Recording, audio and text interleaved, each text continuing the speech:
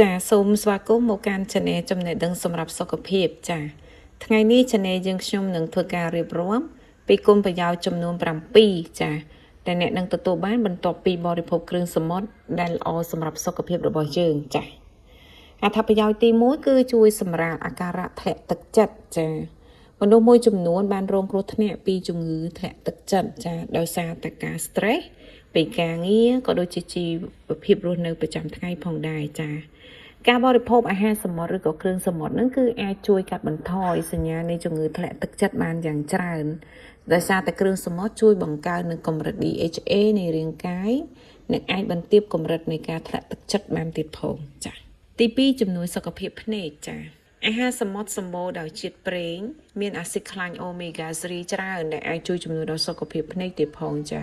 ហើយខ្យងសមុទ្រគឺសម្បូរទៅដោយវីតាមីន A ដែលនឹងជួយធ្វើឲ្យការមើលឃើញនឹងកាន់តែប្រសើរជាងមុនចាទី3ជួយចំពោះអ្នកកើតជំងឺហឺតចាការញ៉ាំសត្វត្រីជាទៀងទាត់នឹងជួយការពារដល់សួតរបស់យើងចាអ្នកដែលតែងតែទទួលទាននៅអាហារគ្រឿងសមុទ្រគឺហាក់ដូចជាមិនសូវប្រឈមនឹង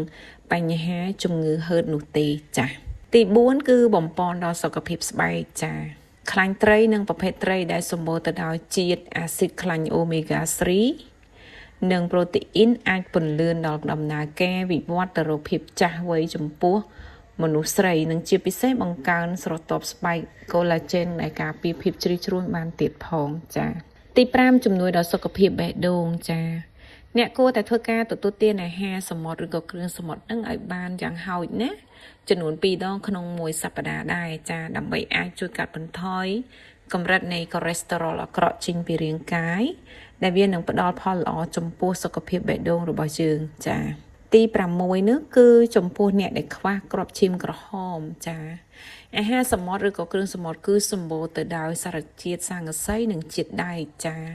ដែលល្អចំពោះអ្នកដែលមានបញ្ហានៅជំងឺខ្វះគ្រាប់ឈាមក្រហមចា